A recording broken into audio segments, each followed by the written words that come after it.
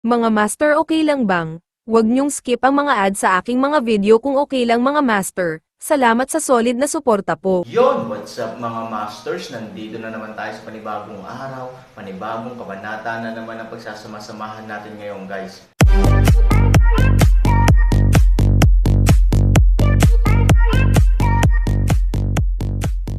Bali mga masters, kung bago ka pa lang po sa aking YouTube channel, please click the subscribe button, lalong-lalo na po yung notification bell guys, para maging connected pa rin tayo sa isa't isa at maging updated kayo sa mga susunod ko pang video. Bali mga masters, bago natin umpisahan ng kwento ay mag-shoutout po muna tayo para sa mga solid nating tagapakinig. Shoutout kay Nick De Padua, shoutout kay Richard Cos, shoutout kay Fernando Jimeno, at shoutout kay Nelson.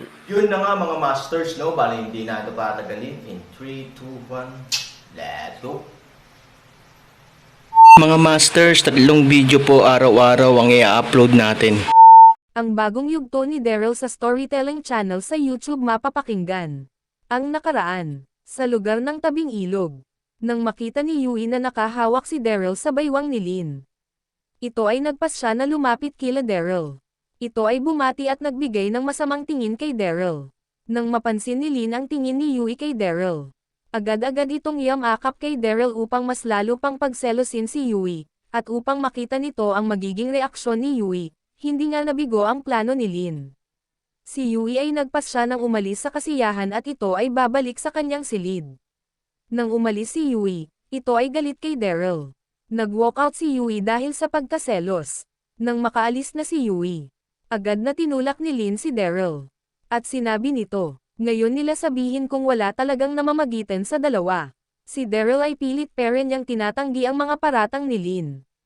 Nang sinabi ni Daryl na kaibigan lang talaga ang turing nito kay Yui. Medyo nag-alangan si Lin sa kanyang naisip tungkol sa dalawa, kaya ito ay nagpasya na lang na bumalik sa kanyang kinauupuan sa tabi ni Master Ken. Nang hahabulin na ni Daryl si Yui, biglang lumapit si Sophie kay Daryl at hinawakan ang kamay nito. Sinabi ni Sophie kay Daryl kung nobyo ba siya ni Lin. Si Sophie ay lasing na lasing, kaya wala na itong pake sa mga masasabi nito. Kaya nakaisip si Daryl ng mapang-asar na gawain para kay Lin. Ginamit niya ang pagkalasing ni Sophie upang ito ay inisin si Lin. Pinasigaw ni Daryl kay Sophie. Ang tanong nito sa kanya na kung nobyo ba siya ni Lin at ito ay nakayakap sa kanya kanina. Narinig ni Lin ang sigaw ni Sophie at agad itong napahiya. At ang sigaw ni Sophie ay nakapagbigay pansin din kay Master Ken. Sa dahilan na iyon, pinalapit ni Master Ken ang dalawa. At nagtanong si Master Ken kung ano nga ba ang mayroon sa kanila ng kanyang anak. Ngunit si Daryl ay masyado na mapang-asar. Nais niya makabawi sa ginawa ni Lin sa kanila kanina ni Yui. Sinabi ni Daryl na si Lin ang tanungin ni Master Ken. At ito ay nakapagbigay galit palalo kay Lin. Nang walang sumagot sa dalawa ng ayos, si Master Ken ay nagpanggap na nagalit at ito ay nagtalaga ng gawain sa dalawa. Upang maging parusa sa kung anumang, meron ang dalawa. Ang bagong kabanata, tuldok, wala nang nagawa ang dalawa at sila ay tumahimik na lamang. Si Daryl ay nag-iisip. Ano ang plano ni Master Ken, ano ang nais nitong ipagawa sa amin ni Miss Lin? Naloko na, makakasama ko bukas si Miss Lin. Kapag kami ay magkasama, may nangyayaring hindi maganda. Napasama pa ang aking binalak na galitin si Miss Lin. Imbes na si Miss Yui na lang ang iisipin ko, nadagdag pa ang ipapagawa sa amin ni Master Ken. Lalo na pag nalaman pa ni Yui ang nangyari ngayon. Matitiyak ko na lubos yung magagalit sa akin. Ano na ang gagawin ko? Bulong ni Daryl sa kanyang sarili. Nang mapansin ni Master Ken na malalim ang iniisip ni Daryl agad itong nagtanong. Vin, may problema ba sa aking mga sinabi? Nang marinig ni Daryl ang tanong ni Master Ken, agad bumalik sa ulirat si Daryl at agad itong sumagot. Master Ken, kung ano ang naging pasya mo ay aking gagawin ng maluwag sa aking puso. Mahinang sabi ni Daryl, nang marinig ito ni Master Ken. Ito ay nagutos, kung ganun, wala na tayo dapat pag-usapan pang tatlo. Medyo lumalalim na ang gabi.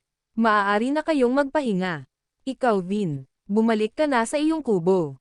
At ikaw naman Lin, isama mo muna sa iyong silid si Sophie.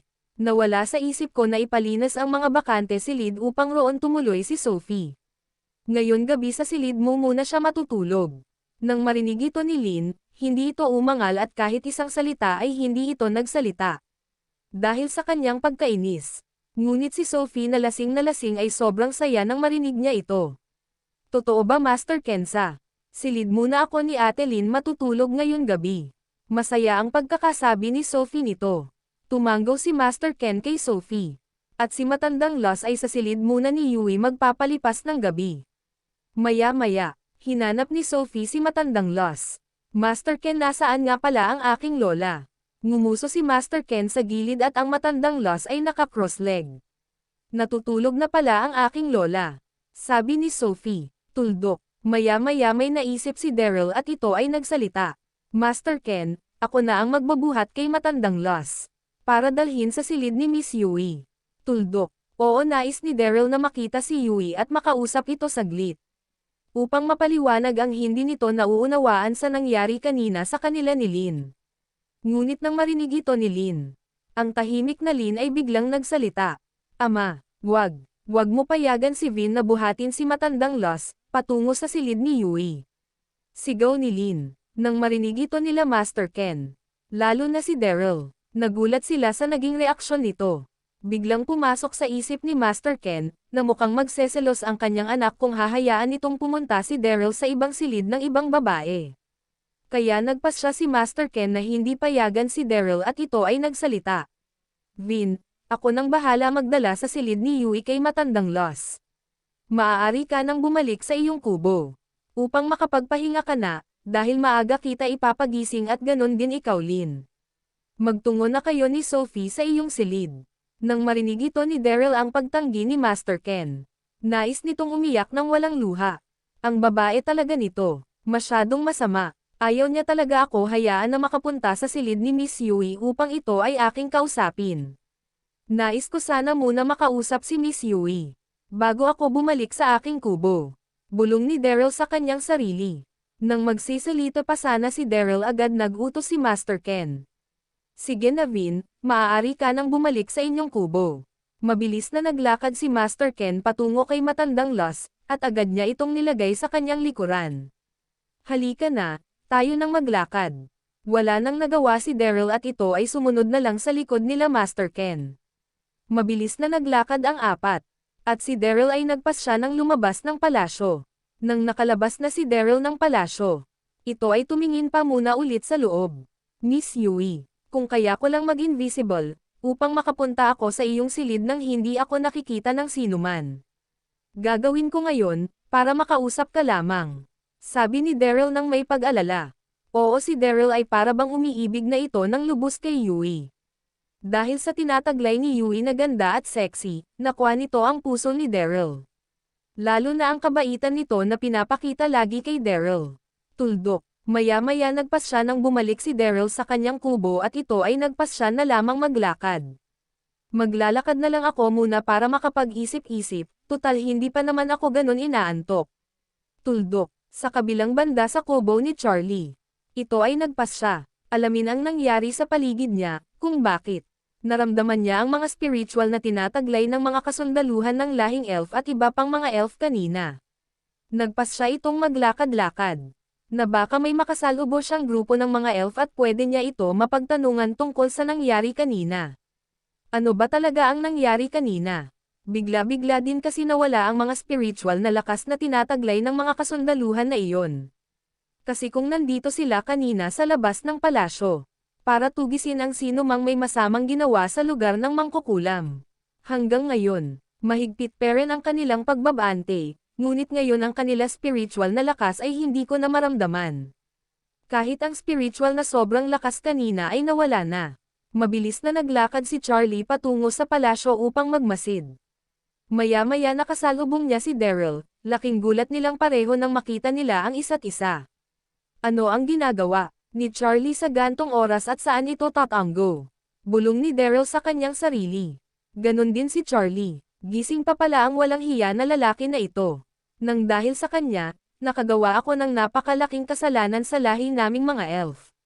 Sinisisi ni Charlie si Daryl kung bakit niya ito nagawa sa lugar ng mga mangkukulam. Mas lalo pa itong nagalit kay Daryl. Maya-maya si Charlie ay nagsalita. Hoy ikaw, ano ang ginagawa mo? Bakit gantong oras na naglalakad ka, Perrin?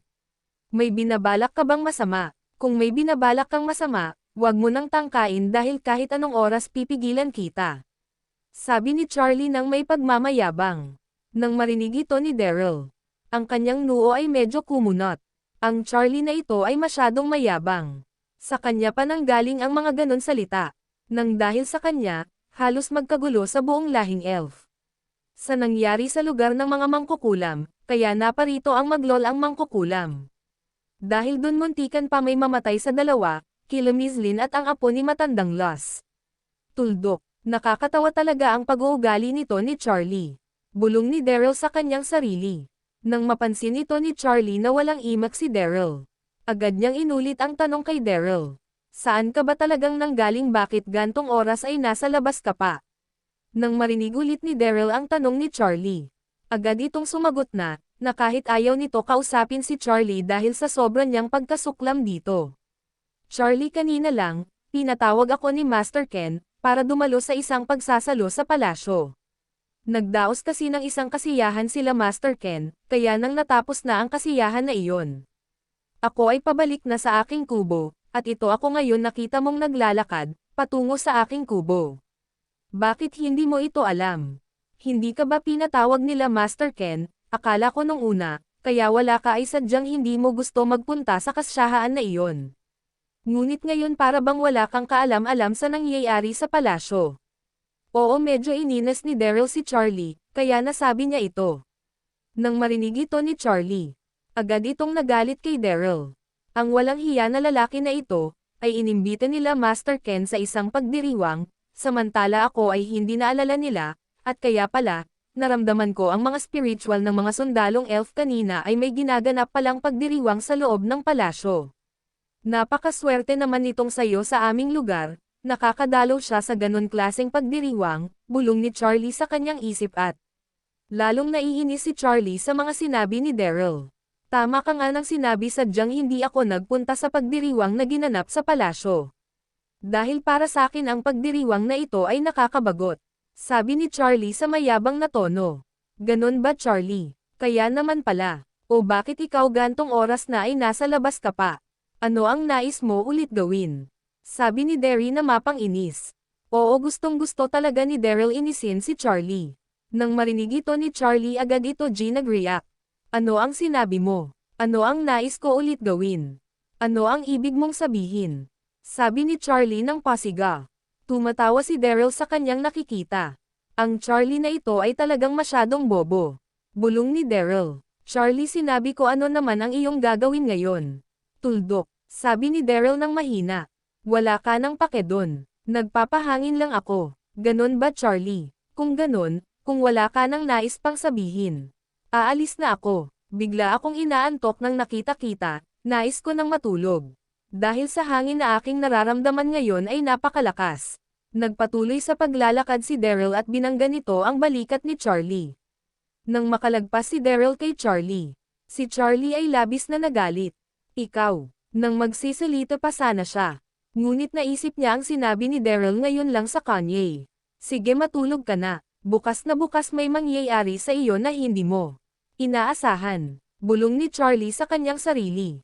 Tama, ito na ang araw at oras upang isagawa ko ang aking pinaplano laban sa iyo, Vin. Nabibilang na ang iyong mga oras sa lugar ng mga elf. Tumawa si Charlie ng mahina. Oo, nais na ni Charlie gawin ang masama niyang balak kay Daryl. Gagamitin nito ang gamot na ninakaw niya upang malagay si Daryl sa masamang sitwasyon. Yun na nga mga masters, no? Bali panibagong kabanata na naman yung natapos natin ngayong gabi. Muli, maraming salamat po talaga sa walang sawang suporta po sa aking YouTube channel na talagang inaabangan niyo po ang bawat upload ko po. Bali mga masters, magkita-kita ulit po tayo bukas ng gabi at ngayon po ay magpapaalam po muna tayo. Bali mga masters, bye-bye!